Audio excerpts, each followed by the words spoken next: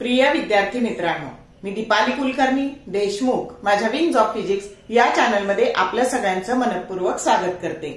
आजचा व्हिडिओ हा राहिलेल्या 7 महिन्यांमध्ये नीटचा अभ्यास कसा करायचा, नीटच्या परीक्षेचा अभ्यास कसा करायचा त्यासाठी मी बनवलेला आहे।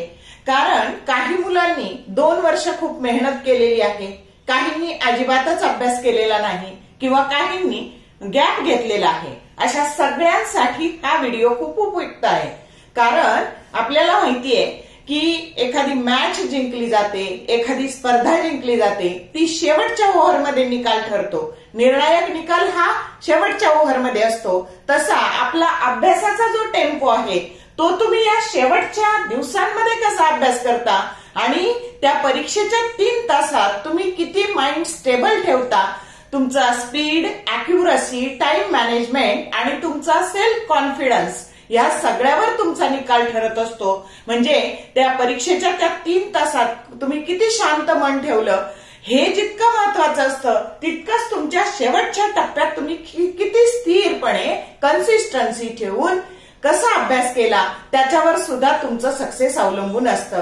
कारण नीटची परीक्षा ही खूप स्पर्धात्मक, तिथे स्पर्धा खूप जास्त आहे। कारण का तर 25 लाख मुलं बसतात आणि गव्हर्नमेंटचे सीट 1 ते 1.5 लाख आहेत आणि म्हणून तुमचा जर रँक हा AIR हा लेस दॅन 5000K यायचा असेल, म्हणजे 5000च्या आत तुमचा ऑल इंडिया रँक जर मिळायचा असेल तर तुम्हाला खूप मेहनत करावी लागेल, काही गोष्टींचा तुम्हाला त्याग करावा लागेल आणि काहींनी अभ्यास जरी केला असला तर आता शेवटच्या दिवसात त्याला कशी डायरेक्शन द्यायची, कशी रिव्हिजन करायची हाही प्रश्न मुलांपुढे असतो। आणि माझ्याकडे जवळपास 32 वर्ष शिकवण्याचा अनुभव आहे आणि ह्या सगळ्या अनुभवावरून मी हा व्हिडिओ बनवलेला आहे। मला खात्री आहे की तुमच्या अभ्यासाला निश्चित दिशा देणारा हा व्हिडिओ ठरणार आहे आणि त्यामुळे व्हिडिओ काळजीपूर्वक आणि शेवटपर्यंत बघा आणि बघायला बसताना वही पेन घेऊन बसा। म्हणजे मी ज्या काही गोष्टी सांगणार आहे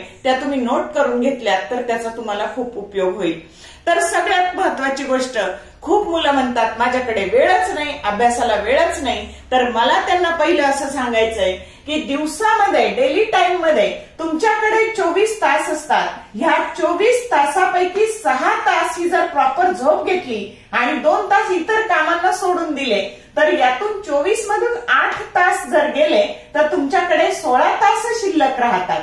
तर बघा आता ह्या 16 तासांमध्ये काय काय करायचं, तर मग आता त्या 6 तासात तुम्ही कॉलेजला जात असाल, क्लासला जात असाल, ऑनलाईन क्लास लावला असेल तर हे 6 तास आपण त्यासाठी सोडून दिले आणि राहिलेले 10 तास आता जर ज्यांचा फर्स्ट अटेम्प्ट असेल, ज्यांना बोर्डाची परीक्षा द्यायची आहे त्यांना बोर्डाचा पण अभ्यास करायचा आहे आणि नीटचा पण अभ्यास करायचा आहे आणि मग त्यांनी काय करायचं तर ह्या सगळा सलग 10 ते 10 तास आपण अभ्यास करू शकत नाही। मध्ये आपण 10-10 मिनिटाचा जरी ब्रेक घेतला तर बघा 9 तास तुमच्याकडे शिल्लक राहिले तर तुम्ही 4 तास बोर्डाच्या परीक्षेचा अभ्यास करा आणि 5 तास नीटचा अभ्यास करा।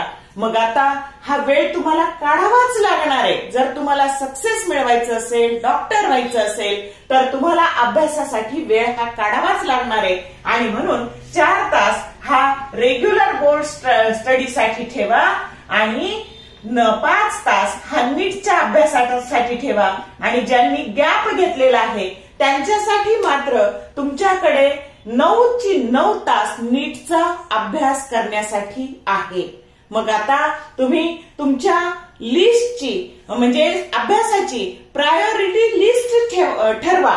सगळा अभ्यास आता करायची वेळ नाही। मग या प्रायोरिटी लिस्ट मध्ये हाय वेटेज चॅप्टर जे आहे की ज्याच्यावर परफेक्ट नीटला प्रश्न येतो म्हणजे येतोच, असे प्रायोरिटी लिस्ट करा की असे फिजिक्सचे कोणते चॅप्टर आहेत, केमिस्ट्रीचे कोणते आहेत, बायोचे कोणते आहेत, तर ते चॅप्टर आता आधी करायचे तुम्हाला। आता बघा तुमच्या आधी हॅबिट्स, मॉर्निंग हॅबिट्स आणि नाईट हॅबिट्स ह्या आधी ठरवून घ्या। उठल्या पहिल्यांदा खूप मुलांना मोबाईल हातात घ्यायची सवय असते, तर अजिबात तसं करू नका। कारण आपण मोबाईलमध्ये 1-2 तास व्यर्थ कामात घालवतो आणि मग सगळंच नियोजनच ढासळून जातं। म्हणून सगळ्यात आधी मोबाईल पासून दूर राहा आणि सकाळीच एक मॉर्निंग हॅबिट आणि नाईट हॅबिट. तर बघा, तर याच्यासाठी सकाळीच काय करायचं, उठल्या उठल्या पहिली गोष्ट करायची, टू डू लिस्ट करायची. मोबाईल हातात नाही घ्यायचा, तुमचे सकाळचे कामं उरकले, जे आवश्यक काम आहे ते झाले की टू डू लिस्ट करायची. म्हणजे आज कोणते चॅप्टर करायचे आहेत, आणि शक्यतो अभ्यास करताना कोरिलेट चॅप्टर खूप असतात, तर ते सायमल्टेनियस घेताना, म्हणजे आपल्याला आता वेळ वाचून, टाइम मॅनेजमेंट करून, टाइम टेबल करून स्मार्ट स्टडी करायचा आहे. For example, to do list करताना तुम्ही दिवसभरात या 5 तासात जर तुम्ही 1 तास फिजिक्स, 1 तास केमिस्ट्री आणि 3 तास बायो करणार असाल, तर चॅप्टर सिलेक्शन करताना प्रायोरिटी लिस्ट मध्ये फिजिक्सचा थर्मोडायनेमिक्स घ्या आणि केमिस्ट्रीचं पण थर्मोडायनेमिक्स घ्या. म्हणजे तुमचा फिजिकल केमिस्ट्री मध्ये दोन्हीकडे थर्मोडायनेमिक्स चॅप्टर आहे, म्हणजे तिथे तुमचा वेळ वाचणार आहे क्वेश्चन करताना तुमचं. आणि तसंच सेक्शन वाईज पण करा. समजा फिजिक्सचा तुम्ही हीट सेक्शन घेतला तर thermal properties, KTG and radiation आणि थर्मोडायनेमिक्स हे सायमल्टेनियस घ्यायचं. त्याच वेळी केमिस्ट्रीचा चॅप्टर सिलेक्ट करताना तिकडचा केमिकल थर्मोडायनेमिक्स सिलेक्ट करा. म्हणजे तुमचा वेळ वाचणार आहे, याला स्मार्ट स्टडी असं म्हणतात. आणि मग तसा अभ्यास तुम्ही करायचा.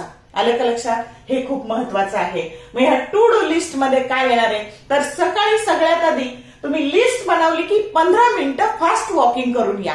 ते कशा करता, तर सकाळची शुद्ध हवा आपल्याला आवश्यक असते, थोडा व्यायाम होतो आणि आपलं मेंटल कॉन्सन्ट्रेशन दिवसभर छान राहतं. म्हणून सकाळी 15 मिनिटं फास्ट वॉक करा. तेवढं करणं गरजेचं आहे. दिवसभर जर फ्रेश माइंडसेट राहायचं असेल तर सकाळी हे करणं आवश्यक आहे. मग टू डू लिस्ट करायची, त्याच्यात आज काय काय अभ्यास करायचा आहे, कशाला प्रायोरिटी द्यायची, हे सगळं ठरवायचंय. आणि एक 15 मिनिटं फिरून यायचंय आणि जे जड वाटणारे विषय ते सकाळी घ्यायचे. आले लक्षात? मग आता बघा, आपलं एक टाइम टेबल बनवा. काही मुलं उत्साहाच्या भरात टाइम टेबल बनवतात आणि मग ते नंतर कोलॅप्स होऊन जाते. 7-8 दिवस त्याप्रमाणे अभ्यास करतात आणि मग ते कोलॅप्स होतं. तर आता आधी मी तुम्हाला टाइम टेबल बनवणं का जरुरीचं आहे, तर आपल्याला टाइम मॅनेजमेंट केल्यावर स्ट्रॅटेजी कळते. आपल्या पुढे किती वेळात किती चॅप्टर संपवायचे हे आपल्याला आपलं ध्येय राहतं. आणि आता जरी इथे 7 महिने दिसत असले ना, प्रत्यक्षात ते 7 महिने नाही राहिलेले बाळांनो. ऑक्टोबरचे तुम्हाला एकूण 75 चॅप्टरचा जर अभ्यास करायचा तर ऑक्टोबरचे 25, ऑक्टोबरमध्ये 25 चॅप्टर झाले पाहिजे, नोव्हेंबरमध्ये 25 चॅप्टर झाले पाहिजे, डिसेंबरमध्ये 25 चॅप्टर झाले पाहिजे. आता मी इथे जानेवारी फेब्रुवारी नाही लिहिलं. का नाही लिहिलं, तर ज्यांना रेग्युलरची परीक्षा द्यायची आहे, जानेवारीपासून तुमचं प्रॅक्टिकल, सबमिशन, त्याच्यानंतर प्रिलिमची एक्झाम, त्याच्यानंतर बोर्ड प्रॅक्टिकल, बाकीच्या विषयांच्या ओरल, बोर्ड पेपर, हे 2 महिने तुमचे जान आणि फेब त्यातच जाणार आहे. आणि मग तुमच्याकडे म्हणजे तुमची पहिली रिव्हिजन किंवा पहिला स्टडी ह्या 3च महिन्यात तुम्हाला खऱ्या अर्थाने करायचा आहे. मग जर तुम्हाला महिन्याभरात 25 चॅप्टर करायचे तर तुम्हाला आठवड्यात किती, तर आता याला जर 24 ने भागलं तर 4×7=24, म्हणजे आठवड्याभरात तुम्हाला 6 चॅप्टर संपवायचे एका वीक मध्ये, तरच तुमच्या महिनाभरात 25 चॅप्टर होणार आहेत. आलं का लक्षात? आणि म्हणून हे सायमल्टेनियस नियोजन करा की तुम्ही इकडचं स्ट्रक्चर ऑफ ऍटम आणि न्यूक्लिआय घेतलं तर तिकडचं रेडिओ ऍक्टिव्हिटीचं जे काही आहे ते सगळं घ्या, केमिस्ट्रीचं.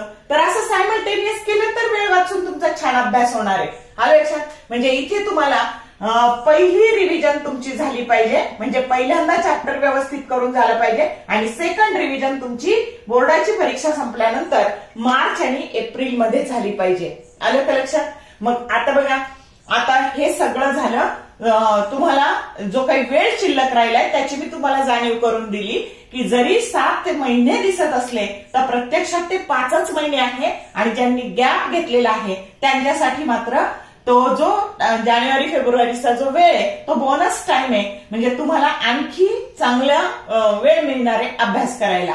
म्हणजे रेग्युलरचे फ्रेश आहे, फर्स्ट अटेम्प्ट मध्ये देत आहे, त्यांच्याकडे खऱ्या अर्थाने 5च महिने वेळ शिल्लक राहिलेला आहे. पण बघा, जर तुम्ही म्हणत असाल मी रेग्युलर करतो आणि पुढच्या वर्षी गॅप घेतो, या वर्षी गॅप घेतो आणि पुढच्या वर्षी परत देतो, बघा गॅप घेतल्याने काय होतं तर तुमचं स्वतःचं तर टेन्शन वाढतंच, पण तुमच्या सगळं घर पूर्ण वर्षभर तणावात राहतं. म्हणजे पूर्ण तुमचं फॅमिली लाईफ तुमच्यामुळे डिस्टर्ब होतं. आणि बाळांनो, जर कधीतरी तुम्हालाच अभ्यास करायचा आहे तर आत्ताच करा ना. तुमची फुल डिव्होटेड वृत्तीने तुम्ही जर अभ्यास केला तर सक्सेस तुम्हाला मिळणार आहे हार्डवर्क हे कधी ना कधी तुम्हालाच करायचंय आणि दिवसेंदिवस कॉम्पिटिशन वाढत जाते. तुम्ही पुढच्या वर्षी बसाल तर आणखी 1,00,000-2 लाख कॉम्पिटिटर वाढतात, कारण जे काही तुमचे गॅप घेतात ते पण मुलं तिथे ऍड होतात आणि स्पर्धा अजून वाढत जाते. आणि म्हणून आताच हार्डवर्क करा आणि मला फर्स्ट अटेम्प्ट मध्ये नीटला ऍडमिशन, गव्हर्नमेंट कॉलेजला ऍडमिशन मिळवायचंय ही मनाशी खूनगाठ बांधा. आता बघा, आता प्रत्यक्ष अभ्यासाकडे येऊ. आता बघा, आपलं टाइम टेबल झालं, त्याच्यानंतर सवयी झाल्या, त्याच्यानंतर ही मॉर्निंग हॅबिट जशी मी तुम्हाला सांगितली तशी रात्री झोपतानाची हॅबिट आपल्याला असते की झोपता झोपता आपण मोबाईल चालतो आणि त्याच्यात परत 1-2 तास आपले निघून जातात. तर तसं करू नका. त्या मोबाईलला उठतानाही, सकाळी उठतानाही हातात घ्यायचं नाही आणि झोपताना पण त्याला हातात घ्यायचं नाही, कारण 1-2 तास गेले की मग आपला ह्या झोपेचा 6 तास प्रॉपर शांत झोप घ्यायची. तर मग त्याच्यामुळे आपली ती झोपेचा वेळ खराब होतो आणि मग सकाळी आपल्याला उठायला उशीर होतो. आणि म्हणून दिवसा उठताना आणि झोपताना मोबाईलला हात लावायचा नाही, ही पहिली मनाशी खूनगाठ बांधा. आणि झोप जर चांगली यायची असेल तर रात्री झोपताना हळद घालून, गुळ घालून छान असं दूध प्या. त्याने सुद्धा काय होते, छान शांत झोप लागते. तर प्रॉपर झोप ही खूप महत्वाची आहे, हे लक्षात घ्या. तर त्याच्यानंतर आता सोर्स काय पाहिजे आपला, तर आपले एनसीईआरटीचं बुक पाहिजे. खूप पसारा पुस्तकांचा जमा करू नका, आलं का लक्षात. तर एनसीईआरटीचं जे पुस्तक आहे ना, ती नीटसाठी भगवद्गीता आहे. म्हणजे सगळा पेपर त्या नीटच्या पुस्तकातून येणार आहे. आणि म्हणून रिडिंग बिटवीन दी लाईन, ओळ आणि ओळ त्याची चांगली वाचा आणि कन्सेप्ट आहे ना बाळांनो, कन्सेप्ट क्लिअर करा. कारण कन्सेप्ट ह्या लिमिटेड असतात आणि त्याच्यावर येणारे क्वेश्चन हे अनलिमिटेड असतात. म्हणून क्वेश्चन क्लिअर म्हणजे कन्सेप्ट क्लिअर करा. आता फॉर एक्झाम्पल बघा, तुमच्या नीटला आलेला प्रश्न की प्रोजेक्टाईल मोशन मध्ये जर ए ऑब्जेक्ट आहे, त्याची व्हेलॉसिटी आहे यू आहे आणि ती इथे फेकताना ती 30 डिग्री अँगलने फेकला तो ए ऑब्जेक्ट आणि बी ऑब्जेक्ट 60 डिग्रीने फेकला, पण व्हेलॉसिटी सेम होती. त्यांच्या रेंजचा रेशो काय, तर आपल्याला माहितीये की जेव्हा या दोन्हींची बेरीज ही 90 येते त्यावेळेस त्यांची रेंज सेम असते. म्हणजे रेंजचा रेशो काय आला, 1:1 आला. हे एक वर्षी विचारले. दुसऱ्या वर्षी असं विचारलंय की एका प्रोजेक्टाईलने सेम दोन्हीची व्हेलॉसिटी असताना एकाने 60 अँगल केला, 30 अँगल केला, त्यांचं काय सेम असेल, तर रेंज सेम असेल. किंवा असा विचारलाय, जेईला असा प्रश्न विचारलाय की हा याने अल्फा केला आणि याने बीटा केला आणि अल्फा आणि बीटाची बेरीज जर 90 डिग्री असेल तर रेंज काय असेल, तर रेंज सेम असेल. कन्सेप्ट बदलली का, नाही बदलली. कन्सेप्ट ही कॉन्स्टंट आहे, पण त्याच्यावरचे येणारे प्रश्न वेगवेगळे आहेत, आलं का लक्षात. आणि म्हणून याच्यासाठी तुम्ही एनसीईआरटीचं पुस्तक वाचा, कन्सेप्ट क्लिअर करा आणि मग त्याच्यावर क्वेश्चन प्रॅक्टिस करा. क्वेश्चन प्रॅक्टिस करताना पीवायक्यूचा आधार घ्या.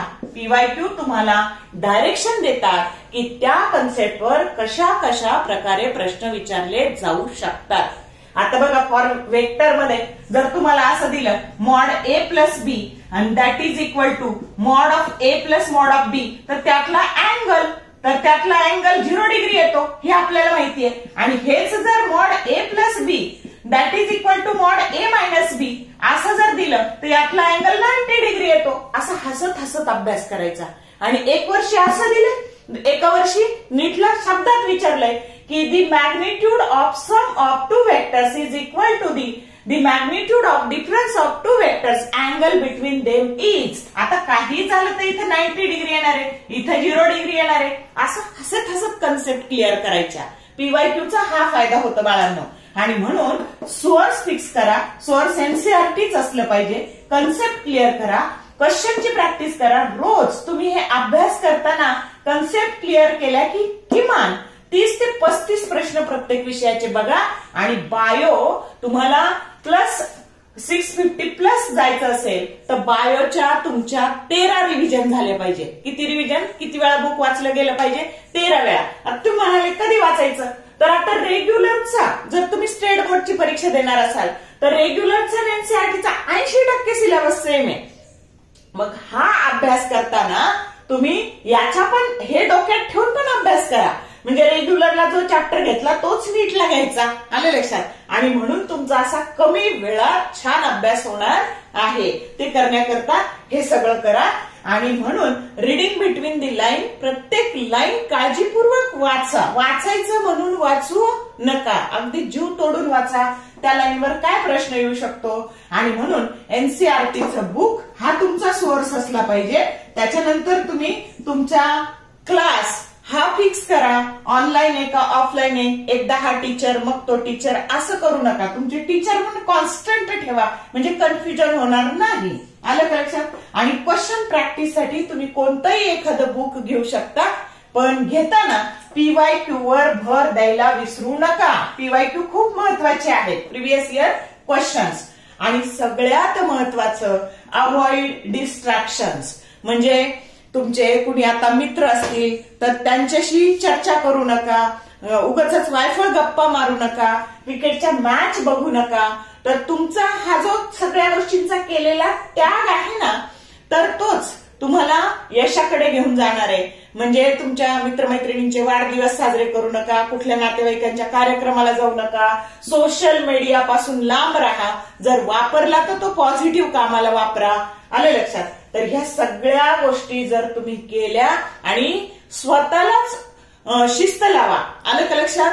कोणी तुम्हाला मोटिवेशन रोज रोज द्यायला रिकामा नाही, तर तुम्ही सेल्फ मोटिवेटेड राहा. आलं का लक्षात. आपला अभ्यासाची जी खोली आहे ना, तर तिथे आपल्या नावापुढे डॉक्टर लावून आपल्या नावाची पाटी लावून ठेवा, म्हणजे ती पाहिल्यावर सारखं आपल्याला आपल्या ध्येयाची आठवण होईल. आलं का लक्षात. तर ह्या सगळ्या गोष्टींपासून तुम्ही दूर राहा. जे काही कराल ते स्वतःसाठी करा. Hard work that is the key of success, and study and consistency always wins the race. आणि म्हणून स्वतःला शिस्त लावायची जबाबदारी तुमचीच आहे. स्वतःच्या ध्येयापर्यंत जायचं असेल तर आपल्याला स्वतःलाच कष्ट करावे लागणार आहे. तुमच्यासाठी आता बघा सध्या किती विदारक परिस्थिती आहे. सगळीकडे पूर आलेत, खूप सारी ढगफुटी झाली आहे, खूप पाऊस झालाय. तर सगळ्यांचेच पालक चिंतेत आहेत. आणि मग त्यात तुम्ही आणखी तुमचं अपयश जर तुम्हाला आलं तर त्यांच्या चिंतेत अजून भर पडणार आहे. तसं होऊ नये. तर तुम्हाला त्यांच्या डोळ्यात यश पाहायचं असेल, खुशी पाहायची असेल, तर तुम्ही जीवतोड मेहनत करा.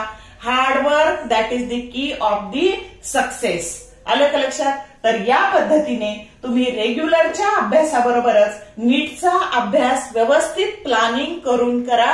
एक टाइम टेबल बनवून ते फॉलो करा. बॅकलॉग ठेवू नका. आधी 12वीच्या चॅप्टरला प्रायोरिटी द्या, मग 11वीचे चॅप्टर करा. आलं लक्षात. तर या पद्धतीने तुम्ही जर अभ्यास केला तर यश तुमच्यापासून दूर नाही. तुमच्या हातात प्रॉपर वेळ आहे. वेळ निघून गेल्यावर पश्चाताप करण्यात काहीच अर्थ नाही. समय के पास इतना समय नाहीये की वो आपको दोबारा दे सके. आणि म्हणून आपल्याला सगळं काही परत आणता येतं, गेलेली वेळ परत आणता येत नाही. बघा तुमचा या नीटच्या परीक्षेतला 1 मार्क तुम्हाला 1 लाखाने त्या मेरिट लिस्ट मध्ये पुढे घेऊन जाणार आहे. पण आणि एक प्रश्न जर चुकीचा झाला तर 5 मार्काने तुम्ही खाली येणार आहे. आणि म्हणून तुम्हाला अभ्यास करण्यापासून तर तुमचा जे काही तुम्ही OMR शीट भरता ते प्रॉपर कसं भरायचं याच्यात सगळ्या तुमच्या ह्या प्रवासात मी तुमची सोबत करणार आहे. आपण आता नीटची PYQची सिरीज पण सुरू करतो आहोत की जेणेकरून तुम्हाला असे शॉर्टकट, खूप सारे शॉर्टकट आहेत जे जेईला आलेले आहेत, सीईटीला आलेत, तेच नीटला आलेत. तर ते सगळे आपण सिरीज सुरू करू, म्हणजे तुम्हाला कमी वेळात अभ्यास करायला त्याचा उपयोग होईल. म्हणजे सोशल मीडिया जर वापरला तर तो फक्त आणि फक्त चांगल्या कामाला वापरा, एवढंच मला तुम्हाला सांगायचं आहे. तर समजलं का तुम्हाला आता काय करायचंय आपल्याला ते. तर आपलं ध्येय डोळ्यापुढे ठेवा आणि अभ्यासाला सुरुवात करा. केली असेल तर ह्या तुमच्या शेवटच्या प्रवासामध्ये या पद्धतीने स्मार्ट स्टडी करा. तर बघा हा व्हिडिओ आवडला तर लाईक करा, शेअर करा. चॅनलला सबस्क्राईब केलं नसेल तर सबस्क्राईब करा, जेणेकरून येणाऱ्या व्हिडिओचे नोटिफिकेशन तुम्हाला मिळत जातील. All the best for your study and thank you for watching this whole video.